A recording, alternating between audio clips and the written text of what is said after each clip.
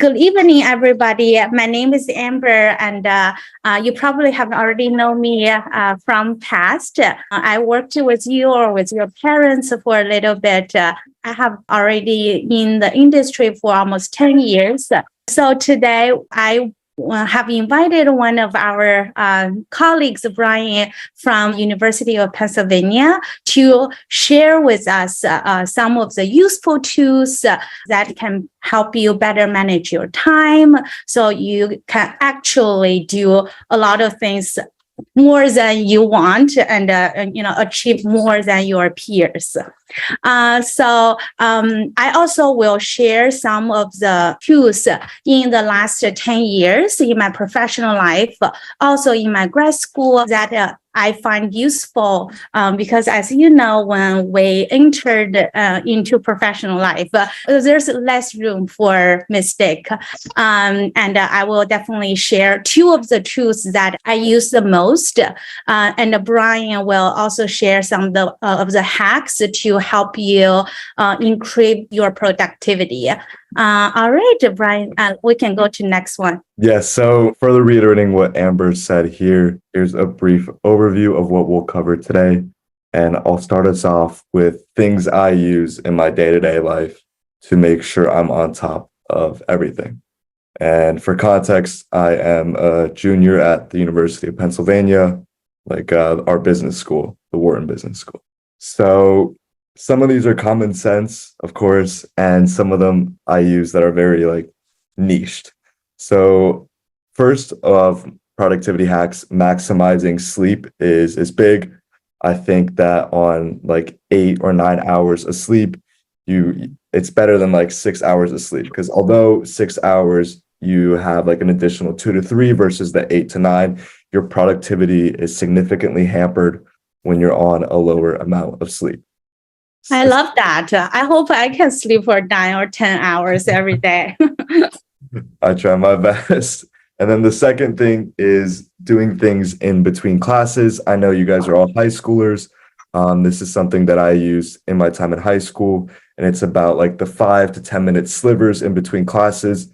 You can always be learning during those times. So for example, when I'm walking towards my class, I'll be on my phone, reading the news and staying up to par on the overall stock market. The third is something I've done ever since high school as well. It's planning out my entire week on a Saturday morning and having everything I have to do laid out in my notes sheet. The fourth is multitasking things. I always try and find bits and pieces of my life that I can condense together, like brushing your teeth and showering. And although it's saving 2 to 3 minutes, which may seem insignificant to you, finding those things that you can do in conjunction really saves time and adds up every day.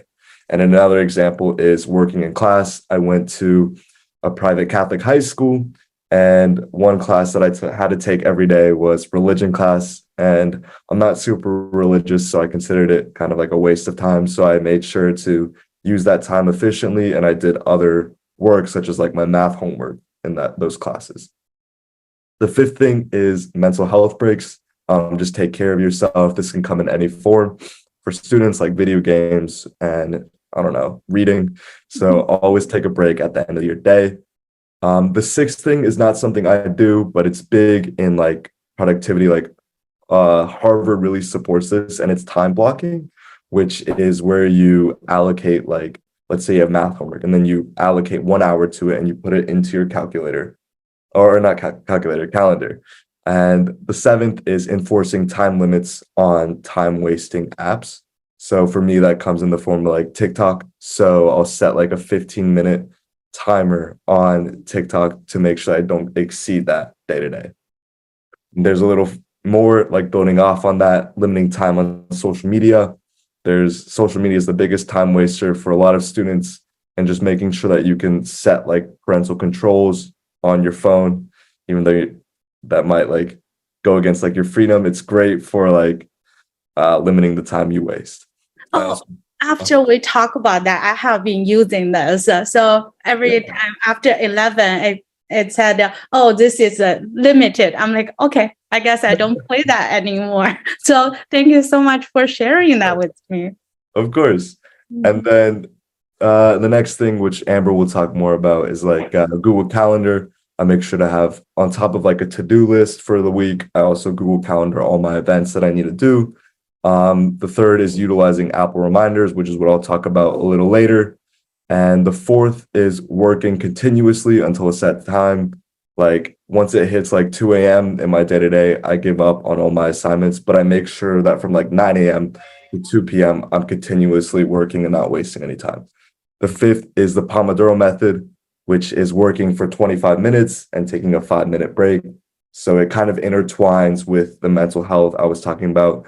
And the sixth is my roommates are a little loud. So it's great for me to have noise canceling headphones where I can just tone them out and work. And this is especially beneficial for like deep thinking or like harder subjects like math and science. All right. So thank you so much for sharing that. And I know you had a very successful high school career. That's why right now you're in UPenn. So I guess that's a good way to think about it, like doing things at the same time, like trying to think ways to increase productivity. And I think in our prep meeting, I shared one of the story I learned from my high school. It's also about the increased productivity. And I told you that when I was in high school, there's one of this most famous Chinese host. She's a CCTV host, super famous, but have been graduated from high school for a very long time. So I don't know, I forgot her name, but what she shared with us, it really helped me. It will really change the way I think about productivity and save time, because we don't want the student to think the way as we want you to do everything, like to finish everything in one day. It's more about so she was sharing her preference, and she said her biggest dream is to do things in a shorter time, and like saving time is definitely her favorite things to do. And we will just ask, she was like, okay, if I do task A, if take other people, like average people, 30 minutes, if I can finish in 25 minutes, I just think, oh my God, I'm such a winner. And then we ask her, then what do you do with the 5 minutes that you saved? She just say, oh, I just wasted. I just do something that I waste this 5 times. Sometimes I get to a place in 25 minutes and I still have 5 minutes. I just play with my phone or something. I was like, oh my God, I love this mindset. So you don't really feel like your Band-Aid always stretched to your highest limit. So that's a good way to think. If you save more time because you're high productivity, that you can waste more time in some other thing, or just as Brian, to do something more so you can get to one of the Ivy League instead of me going to like an okay school. All right. So I want to, sorry for the story that it went a little bit long. I want to share two of my definitely the tools that help me the most. The first and foremost, it's an email. Do you want to share your screen as well, Amber? Yes, I definitely. I also want to share my my email so I can teach you how to set it up. So email is definitely one of the most important work tools right now. As the world became more globalized, we do business with, especially for us, we do business with American students and parents and Chinese student parents. So being able to manage your email really well is definitely very, very important. So one of the most thing is email is very professional. So usually how to write an email, should be professional, precise. So I like to respond. The first thing is when people write you an email, and always respond. That is basic, very, very basic, like work professionalism 101. So I will respond to your email. But right now you probably use your personal email and your work, your school email. So you can say, I have, my personal email and my work email set up. So if you have a lot of access to a computer, definitely sign up both because it's going to separate your school life and your personal life, right? A little bit. For us, it's separate our work life and our personal life a little bit better. And I also manage my email a little bit different.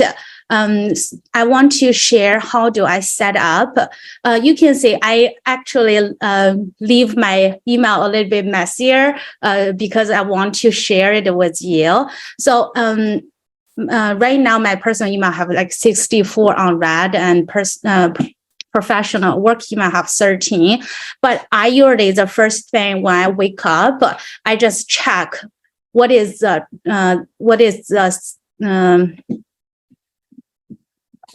email I can just delete without looking. What is the email that need my attention? So I can definitely show you a little bit better. So if you go to there's a setting button. I go to the inbox. I use a priority inbox. So you actually can Google products. They are very, very intuitive. So and also very flexible, and how to set up your email is very, very important. For me, I set up with a priority inbox, but my personal email I set up as unread first. But for my work email, so this can apply to your school email. If you set up as a priority inbox, and you can do important and unread first. So when you receive your email, when you receive an email or you mark it as unread, it's always going to stick on top. And the start email, I usually, if I've already finished answering and have a full correspondence with someone, but there's nothing else I need to do at the moment. For example, you had a conversation with one of your history teacher that she's gonna bring you in to one of the future history project. But the project starts next year. So you don't want to forget about it, but you don't really have anything to do with this project right now. So I already started, or when I book tickets, right? I don't want to every time go search. So I start that email as well, start my tickets as well. And then everything else is a stick on the bottom. So you can also do it on Red Atom in the first section. It is very important. I'm going to show you why it is. So after you set it up, and this is about the preference. Some people like to look at things left and right. So on red on the left and everything else on the right, but I like to read things from the top to the bottom, so I don't do split. But if that is your preference, you can definitely do that. So after you set everything up, there's a save change. So I'm going to show you. So your inbox will look like this. Important and unread. So everything come in, it's going to show up on the first, and the start email, it's showed up on the second, and everything else, if you have already read it, and it doesn't matter, it just stick to the bottom. So I also want to show that, I want to show one of this thing. So this is an email my colleague CC'd me, right? And there's nothing I need to do, but this conversation is still going. And I want to be involved and read the email, but there's nothing else for me to do. And but I also want to say how things going. So I usually, after I read it, I still mark it as unread, so it's stick on the top of my email. I usually use my email as one of my to-do lists. It's always when work, the emails always show up, and I can just say, okay, these are the things I need to do. This is the whole payment I need to report to the accountant, but I have not doing that yet. So I'm not gonna let it sink to the bottom. I put it still put it on top. But some of this, see, this is the things I was mentioning. The Google things. I forgot my password. Reset my password. You know, you don't really need to read that, so you can just delete it. And someone invite me to a thing. I haven't responded yet because I have not checked if I can join. Okay, I'm gonna stick it to the top. So on and so forth, right? For the start, I want to show with my personal email. Say my friend was like, "Oh, let's come to do this Halloween thing." I bought the tickets, but you know, I have using my personal email for 10 years. Then all the scam emails start to come in, and all the purchase order from the pastor start to sending me emails every day. So I receive a lot of email. So every day, you can just go there. Like, for example, those are the things you're just like, okay, this is just trash, right? And you can delete it immediately, because sometimes when I see one of my students, they have like 1,000 unread email, I'm like, my mind is gonna explode. But you actually don't have to wait until it to that moment. If your email right now have unread like 1,000 email, just set like 10 minutes in the morning or like in your free time on your commute to somewhere, just start to delete. You can also search unsubscribe, right? Basically those are 99% are all the things that you can just delete without really losing anything, and then managing your email in a more efficient way. This is like really, really important. So those are the things I also want to show that if someone like from schools, they invite, hey, you want to participate in this event, you're just like, okay, I'm not interested. I will just like, hey, but I'm not interested at the moment. Thank you. Right. So it's always nice to respond, even especially your school email, you get invited, or one of your consultant reach out to you about a certain thing. You can just ignore it, but you know, uncertain, unknowing is the worst, right? So it's better that you let them know, even though the answer is a no. So those are the emails I want to show. So to sum it up, just help you better manage your email. If you don't manage, sometimes it's just all over the place. It's like you organizing your closet. You want to be able to have these different blocks. These are for socks, for underwear, for tops, for jeans. If you just being able to have this blocks set up, it's going to be very easy for you in the future. I actually got trained about these things when I start working. So those are the things like people might take it for granted, but it actually not everybody knows how to manage it, but it's so important. This is one of the things is like, I don't know the answer, but it feels stupid to ask. But those things are definitely really, really important.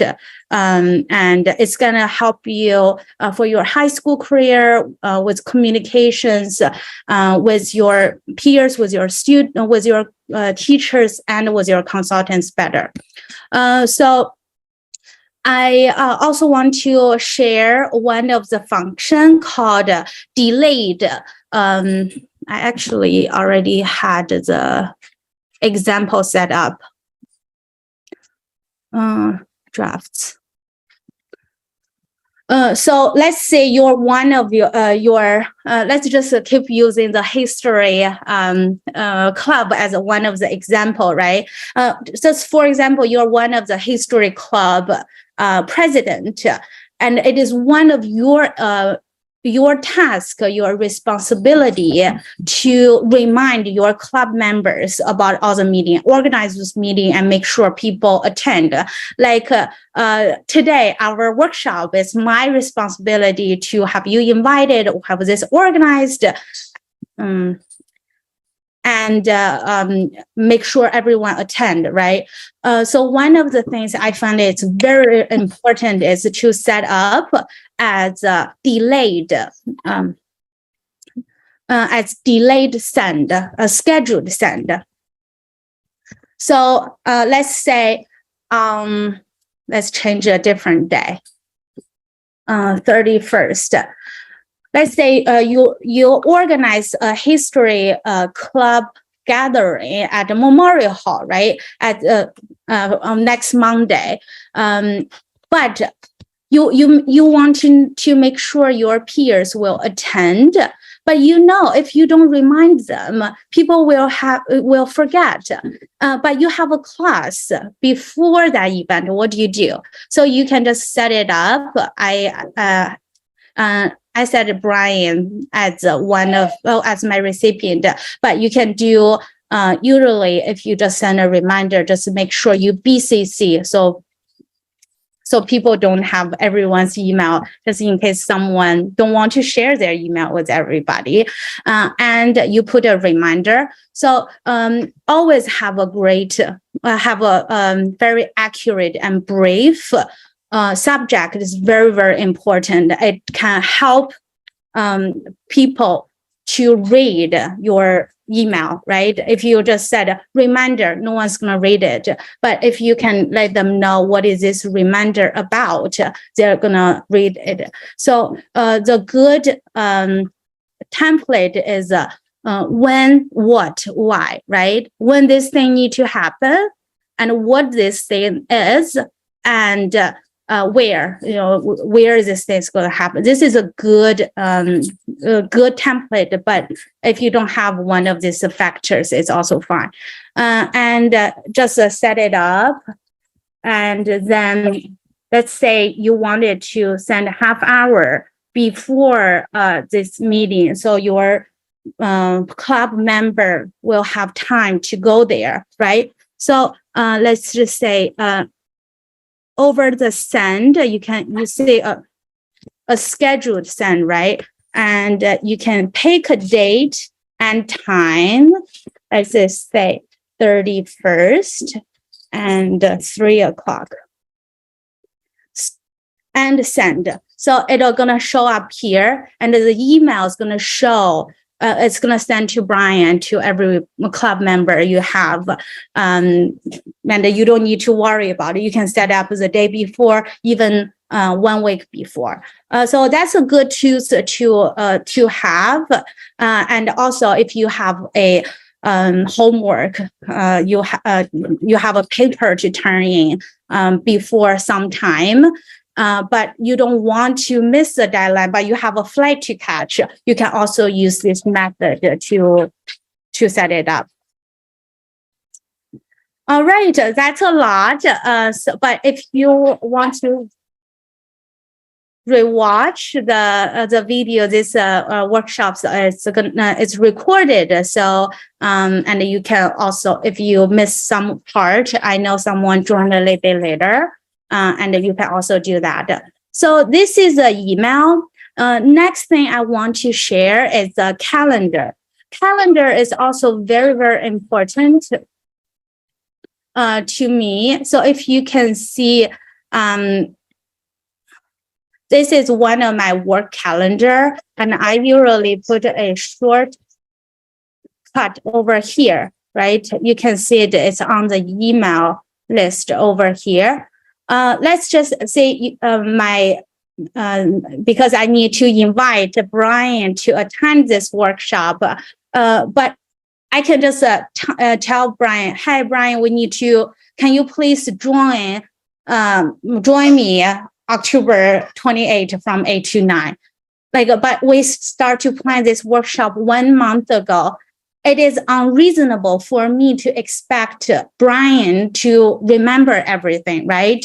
So it is good that you create one of the event on your calendar and invite the people to attend. Or the thing I can do is I keep reminding him to bother him. It is very important is because if I set up this event, why do I need him to attend and what time and where, right? Over here, where is the Zoom? And if I want him to attend through Zoom, what is the Zoom information? So you can set it up and send it to him, and it's going to show up on Brian's workshop. It's on Brian's calendar. So it is very, very important to have this habit to keep creating event. If you want to get your let's give you another example. Let's just say you have this your teacher they go, okay, we have this history paper and turn it to me on October 29th, right? It's a Saturday, so less likely your paper deadline will be a Saturday random time. But let's just say, but your teacher also assigned this paper like 2 weeks ago, right? It's a lot for you to say, hey, I'm going to remember it with my memory. It's a lot for you, and I don't expect everyone remember everything. And even though if you see my my personal calendar, I have this thing with my friend, but we don't plan the thing like the day of or the day before. So I usually just create, so I don't forget to hang out with my friends. So it is very, very important. You just have this habit to create this event. And so for my personal, I set up the reminder, right? If you just write it on a piece of paper and you lost that paper, it doesn't mean anything. But the good thing is, right now we have access to our phone, we have access to our computer. And if you put it on, create this event on your calendar. For my personal event, I give myself 30 minutes.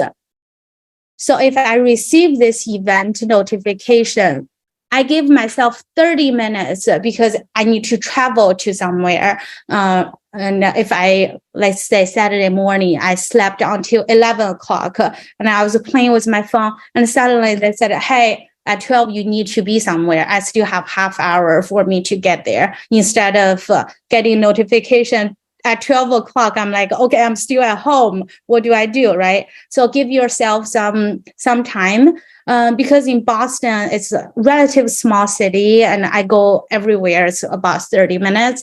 But if it's schools, if you go anywhere, it's around 20 minutes. You can even set up like a 20-minute, 15 minutes. For my work, I usually set up as,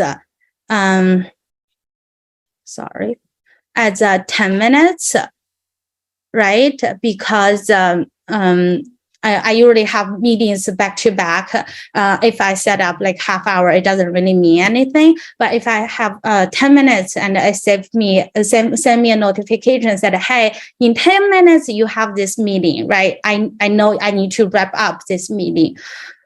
So those are the tools for you to do it. And this, for example, you have your history paper.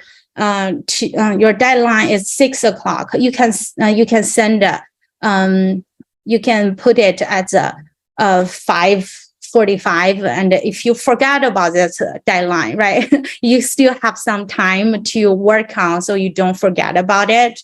And I also want to share like you're like, okay, I have this different calendars. How do I when do I have time to check all those calendars? Don't worry, we have our phone. So it is very important that you.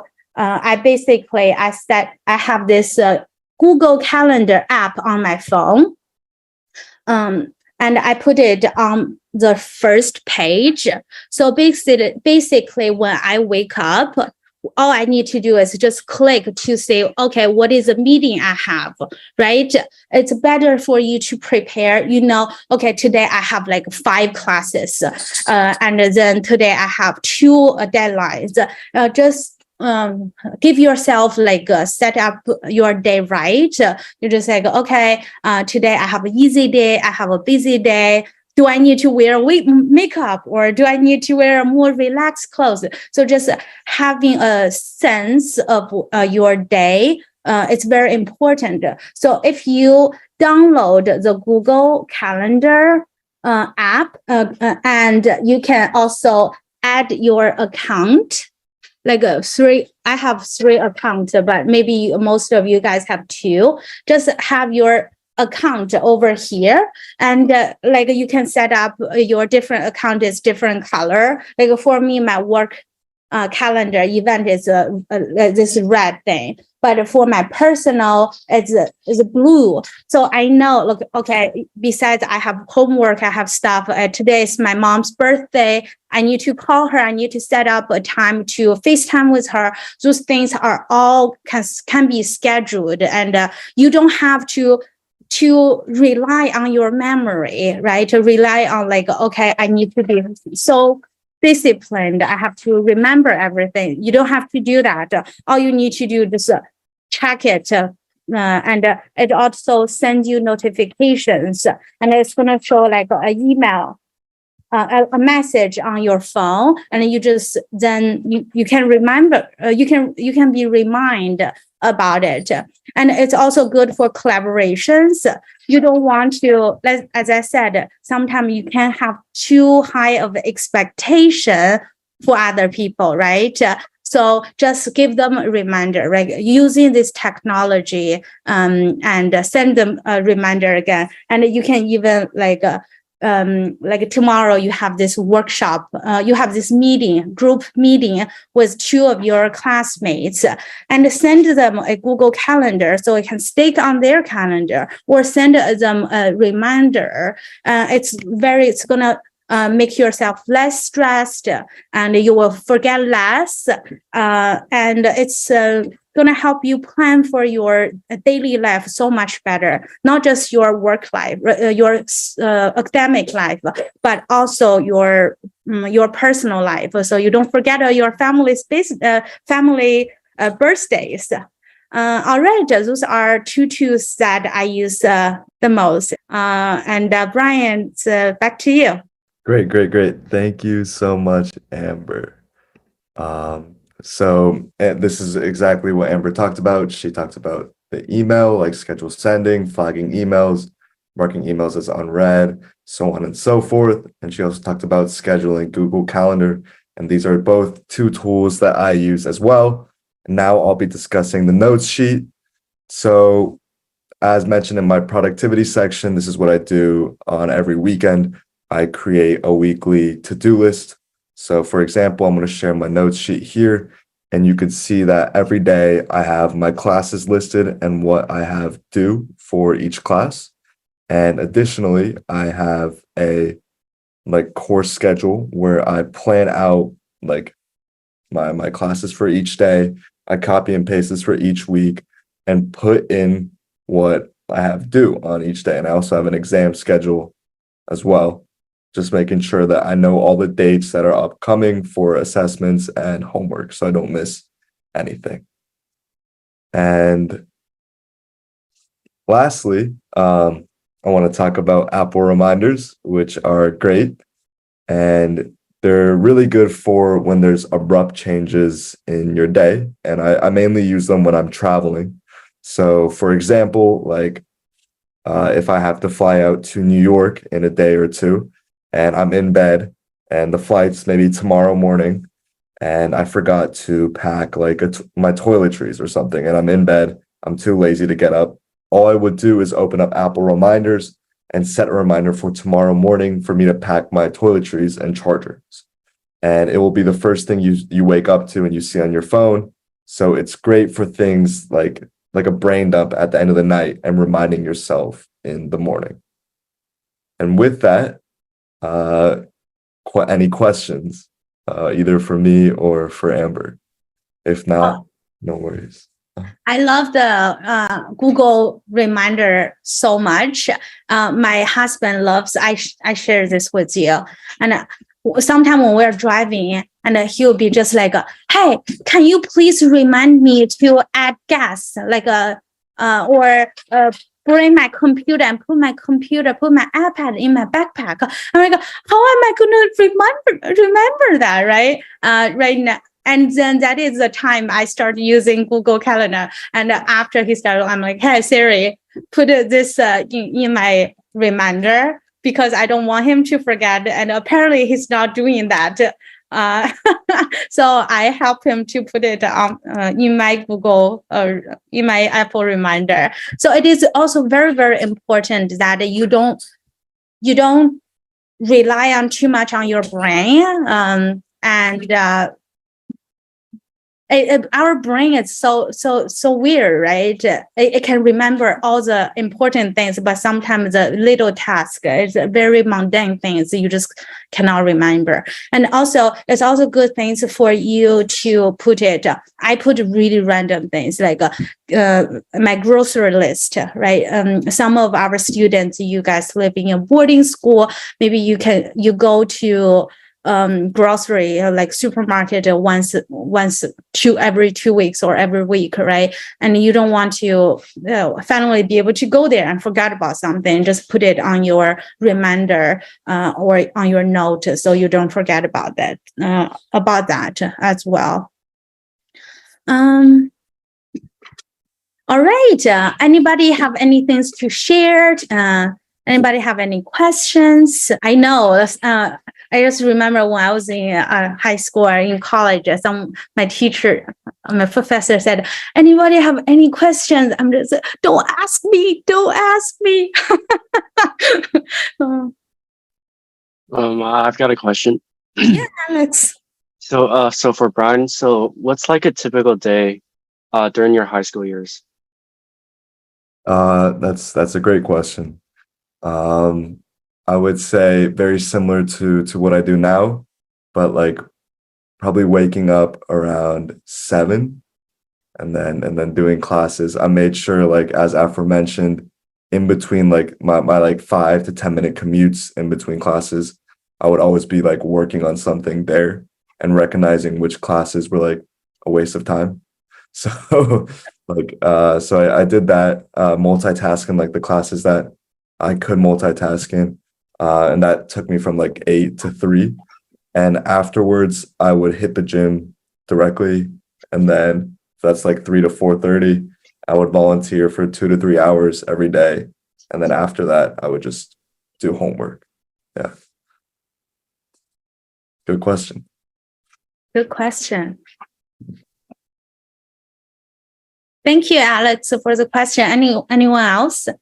It can be anything. It doesn't have to be, about the tools we're talking about. It's really, if you use it, you benefit from it.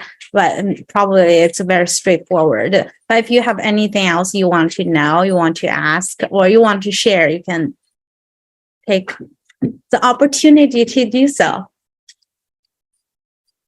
I've got another question.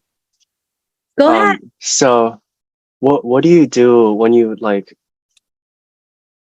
when you don't know what to do during your free time? So I know, Brian, you like watch the stock market, but like what if you didn't like you watched the market already today and then you had a free time right now, but then you didn't know what to do? How would you find something to do during that time? That's definitely a great question as well. I would say in addition to like financial stuff like stock market, like running like a company, maybe like an online business. There's other ways that you can improve. So the majority of my like my free time is spent towards like self-improvement. So like I've been bodybuilding as well for like the past 6 years. So that's like a way I improve like physically, but you can also improve in like so many like facets of life, like skincare, for example. It's something I'm struggling with. I don't know if you can tell, but like there's just a lot of things you can do to improve like physically, mentally, academically. So I would just say like pinpointing those and reading books as well. Yeah. Yeah. And I'm just saying, not everything have to be equal to productivity. In high school, it's a very strange 4 years. You have this goal and you want to achieve it, and everything are supposed to be about this goal. But it's about your life, right? You have this 4 wonderful youth years that not everything about going to school, and this time can be used to just do something make you happy, to do something, to try something that you might fail, right? Or just do something purely for joy, and it doesn't really have any benefit towards getting into a perfect college, but it's in this 4 years. And but if you're not just a robot. If you do like 5 minutes or 10 minutes, like play with your cats, play with your dogs, and hang out with your little brother, little sisters, and all those things are not about productive, but it can help you relax and help you recharge, and can help you focus better in the time that you need to be productive. So I think that's also very important. All right. We have one question from Jeremy. Did you play any sports in high school? I did varsity tennis. Oh, nice. Very cool. I wasn't good, but I played. Great question. Any more? Perfect. All right.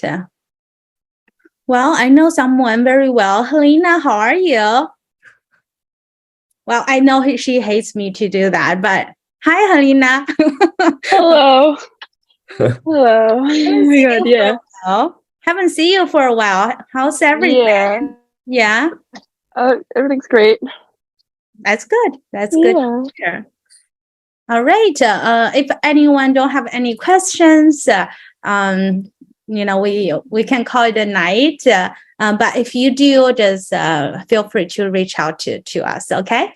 Thank you guys for coming. Thank you so much, guys. Thank you, Brian. Bye. Bye. Have a good night. Thank you. And